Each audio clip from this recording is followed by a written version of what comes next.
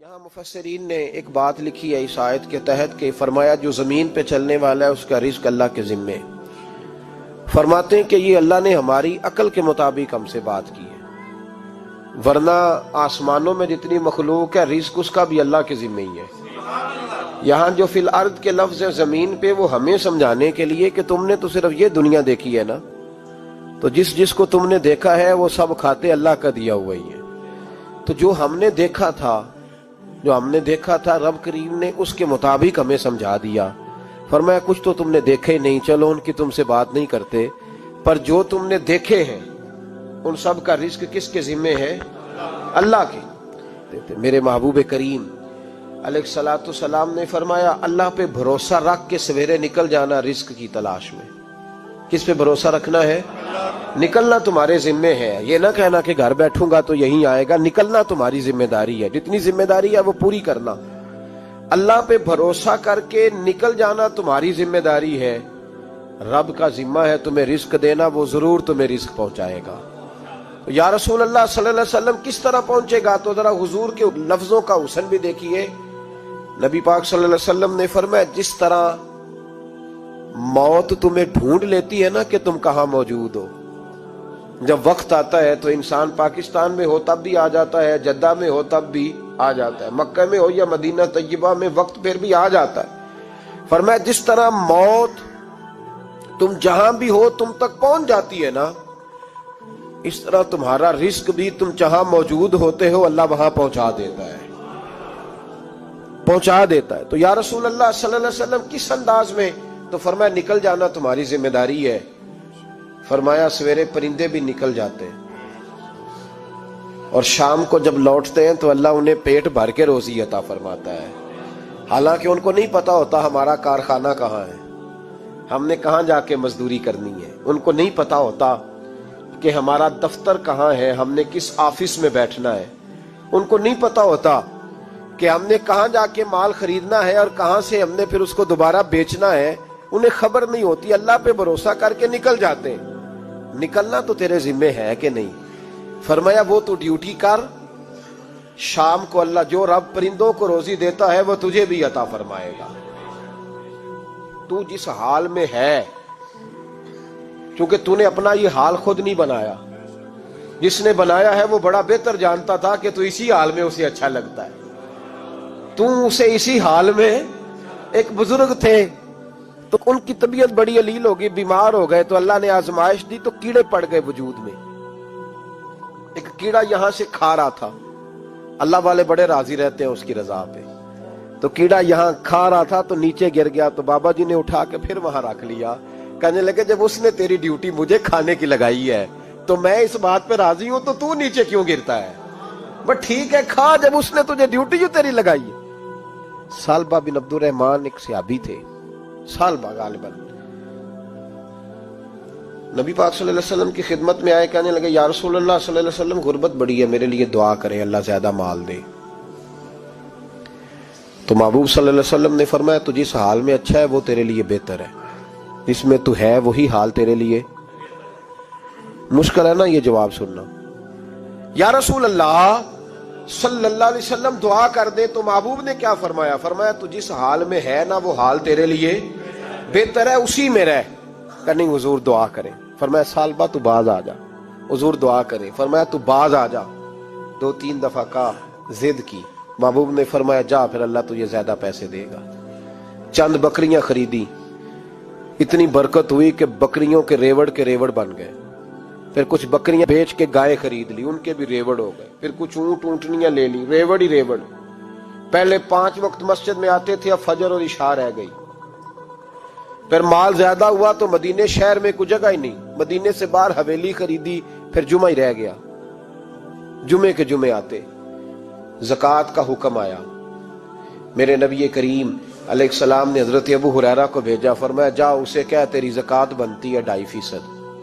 تو سالبہ کے پاس حضور نے پیغام بھیجا. پہلے تو کہا تیرے لیے بہتر نہیں مال. جب اصرار کیا تو اب بڑی برکت ہو گئی، بڑا آیا تو فرمایا زکوٰۃ دے. 2.5% زکوٰۃ ہے. اب جب سوچا کہ 5 اونٹوں پہ ایک بکری جائے گی اور بڑا سارا مجھے دینا پڑے گا، اب جب غور کیا تو یہ تو نہ کہا کہ میں نہیں دیتا، حضرت ابو ہریرہ سے کہنے لگے نبی کریم علیہ السلام کی خدمت میں عرض کرنا کہ میں خود آؤں گا۔ حضرت ابو ہریرہ نے آ کے عرض کی یا رسول اللہ صلی اللہ تعالی علیہ وسلم، حضور وہ کہتے تھے میں خود آؤں گا، تو کہتے ہیں محبوب نے ٹھنڈی سانس لی، فرمایا اسے کہا تھا کہ تیرے لیے مال بہتر نہیں، اب ہلاک ہو گیا، ہائے افسوس ہلاک ہو گیا۔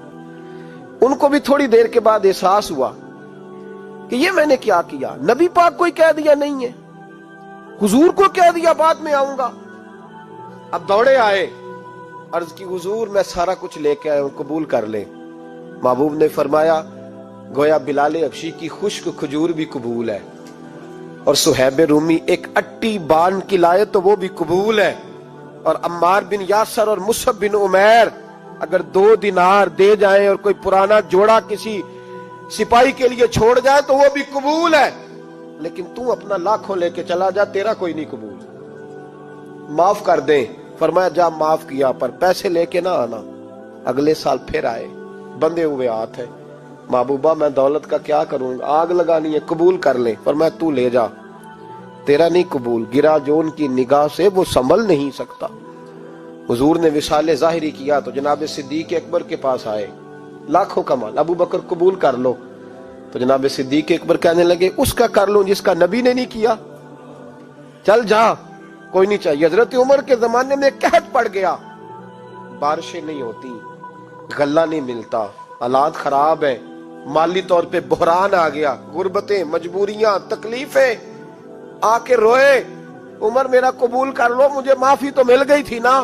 فرمایا معافی اپنی جگہ پہ، پر جس کا مصطفیٰ نے قبول نہیں کیا۔ بہت سارے لوگوں کو پتہ ہی نہیں کہ ان کا قبول ہی نہیں ہوا، اور وہ الجھے ہوئے، انہیں خبر ہی نہیں کہ اصل بات کیا ہے۔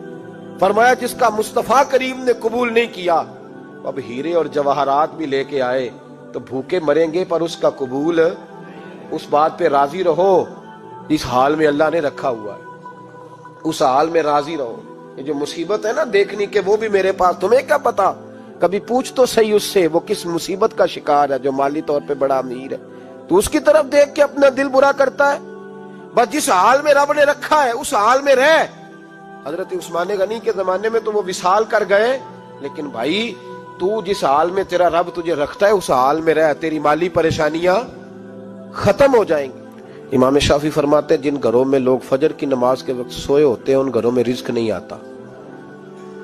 آپ فرماتے ہیں فجر کا وقت اللہ کے دینے کا وقت ہے، اس وقت اللہ بانٹتا ہے۔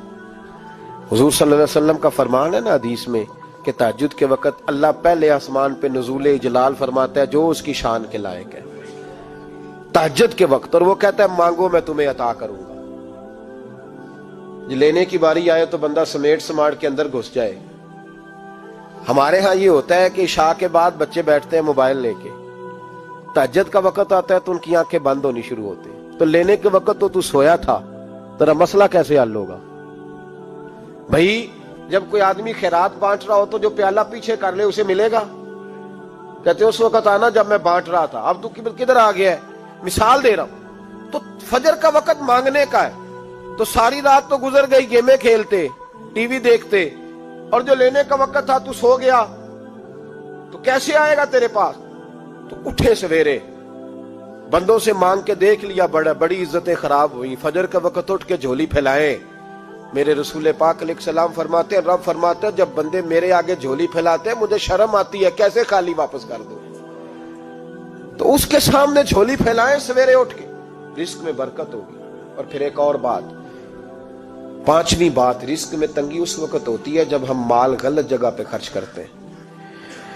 اللہ مال دیتا ہے اپنے فضل سے، اور جب ہم اسے ضائع کریں، مثال دیتا ہوں، میرے پاس ایک شخص نے آ کے کہا حضرت جی بچی کی شادی ہے، یا میرا گھر میں کوئی بیمار ہے، یا بڑی آزمائش ہے، 10,000 کی ضرورت ہے، میں نے تھما دیا اس کو، پھر مجھے بعد میں پتا چلا کہ وہ تو عیاشی کر رہا ہے پیسوں سے، وہ تو چلا گیا کہیں گھومنے اور فلاں ہوٹل میں، مہنگے ہوٹل میں بیٹھ کے کھانا کھا لیا، تو میرے دل پہ کیا گزرے گی اس شخص کے بارے میں؟ بلا مثال و بلا تشبیہ سمجھانے کے لیے اللہ نے مال دیا فضل سے، اور اگر عیاشیوں میں لگا دیا۔ صوفیاء فرماتے ہیں کہ اگر ایک دھیلا تو حرام جگہ پہ خرچ کرے نا، ایک دھیلا، تو تو 1,00,000 दिनार की बरकत तेरे घर से उठ जाती है, एक धेला हराम जगह पे। कुरान मजीद की आयत पढ़ता हूं, रब फरमाता है वमन आरादा अन जिक्री फइन्ना लहू मईशतन दनका। बड़ी सख्त आयत है। वमन आरादा अन जिक्री, फरमाया जब तू मेरे तज़किरे से, मेरे जिक्र से मुंह फेर लेता है, फइन्ना लहू मईशतन दनका, तो मैं तेरी मईशत को, तेरे रिस्क को तंग कर देता हूं, फिर तेरी जिंदगानी तंग होती। और जिसकी जिंदगी अल्लाह तंग करे उसकी कोई खोल सकता है? कहते हैं बड़ी जगहों पे गया हूं, बड़ी फूके मरवाई, बड़े दम कराए, हालात सही नहीं होते, तो मस्जिद आके तौबा कर। वो कह रहा फइन्ना लहू मईशतन दनका, ऐलान है कुरान पाक का कि जब तू मेरे जिक्र से मुंह फेरेगा, रोटी मेरी खाए और पैसे लेके याशी करे, मस्जिद आई ना। हुक्म तो यह है कि जितनी जितनी नेमत बढ़ती जाए सजदे बढ़ने चाहिए, लेकिन हम लोग सजदे कम करते जाते हैं, फर्द नमाज भी नहीं पढ़ते, फिर रिस्क तंग होता है, फिर अल्लाह के अदल का निजाम चलता है, फिर खराबी होती। इसलिए याद रखें, कुरान मजीद ने हुक्म दे दिया कि अगर चाहते हो कि रिस्क में बरकत हो तो फिर रिस्क देने वाले के आगे झुक जाओ, फिर रिस्क देने वाले के आगे झुको। तो माली परेशानी का बहुत बड़ा सबब यह है कि हम मस्जिद की तरफ नहीं आते, दीन की तरफ नहीं आते, पैसा नाजायज जगह पे खर्च होता है।